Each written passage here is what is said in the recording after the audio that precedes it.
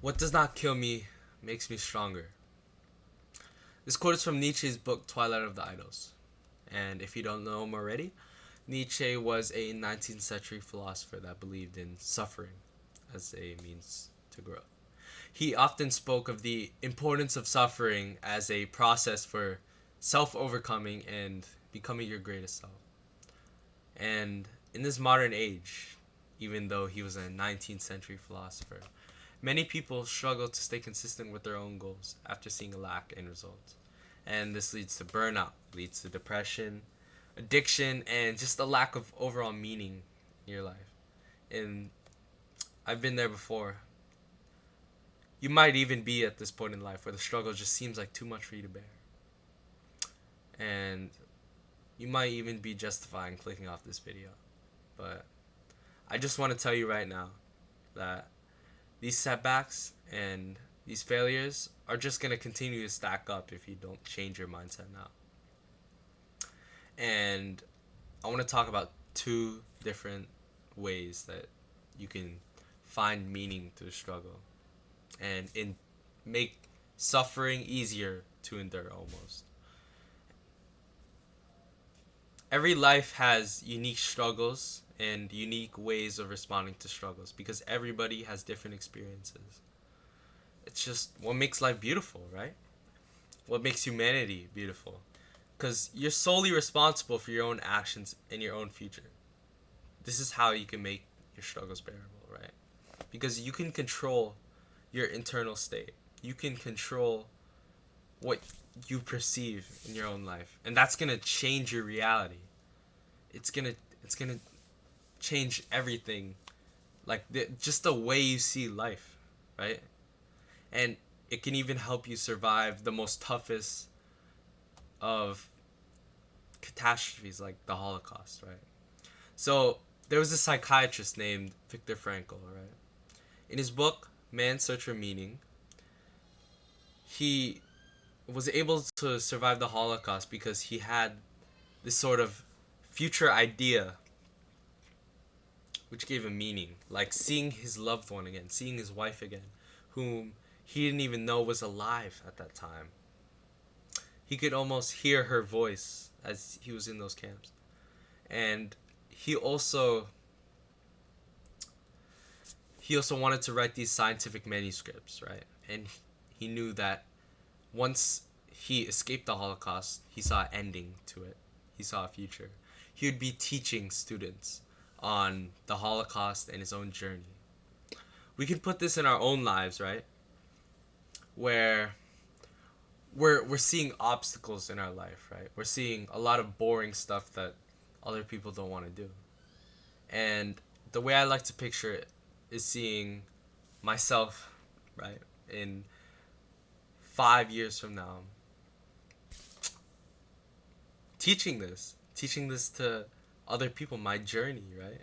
When I was 16 years old, I didn't want to start the business because I was being lazy, and I pushed through. It's just the journey, right? It's all part of the journey to get to your goal and your true meaning in life. It's just it just makes it so much easier to overcome all of the obstacles, right?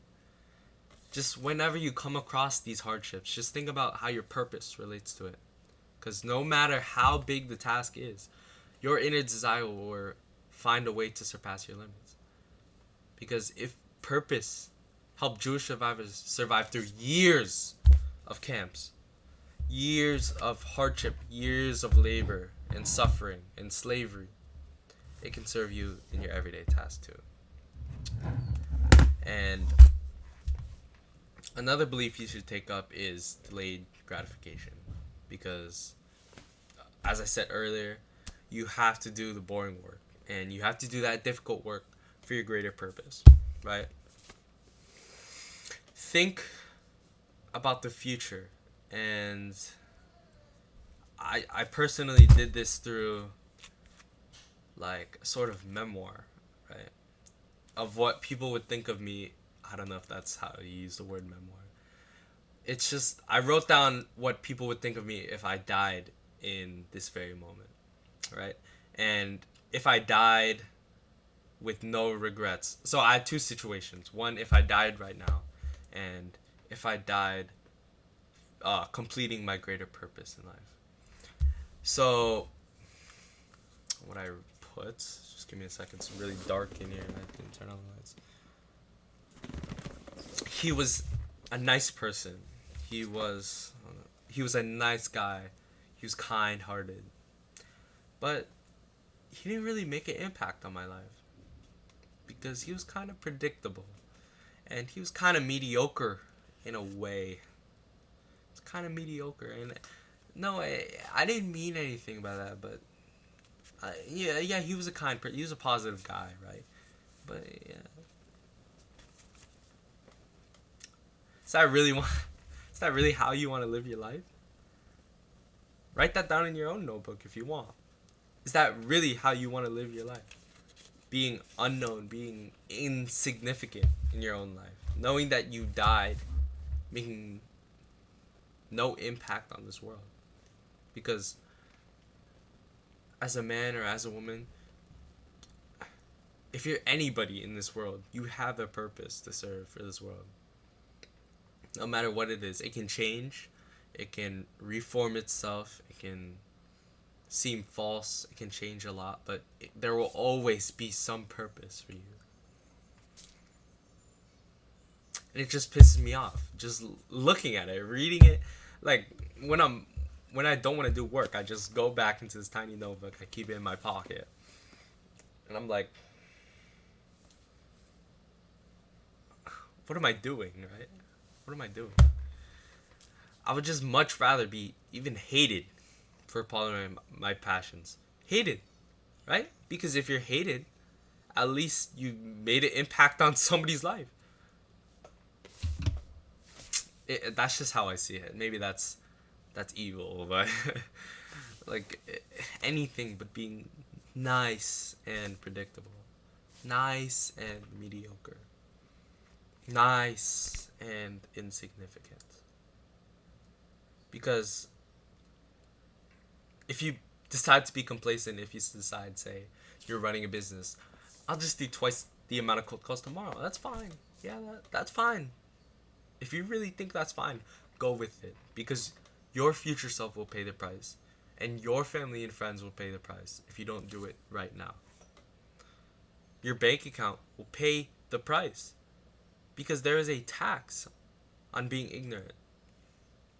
There's a tax on being oblivious, right? Because there's this guy that's making 1 million, right? And there's you making 50K a year. What do you think is the difference between that? If you guys work the same, maybe you even work harder than him. In a sense, in an objective sense, right? What does he have? He has more beliefs. He has a fleshed out like purpose, and he has clarity in that purpose. And he realized that every single moment is a perfect moment to do something. I just wanted to let that out as well. Because if you spend your whole life being a perfectionist and you keep planning stuff, but you never take action on it, that's not perfectionism. That's laziness. That's being like, that's wishful thinking. That you're just going to gain $1 million by planning out how to make $1 million. Doesn't make sense, right? It really doesn't make sense. And all I'm trying to say is just build that life for yourself that you'll be proud of in 10 years. For that long term, right? In conclusion, there's just no way to get past suffering, right? Because life it's gonna throw curveballs at you, and you really can't dodge them. Just remember that your future self, right? Your purpose and your life ask for more from you. They are asking for you to solve it and to find meaning in suffering. And that's what you need to endure to reach that end goal you've been wishing for. Alright, that's it. I hope this helps. I'll see you.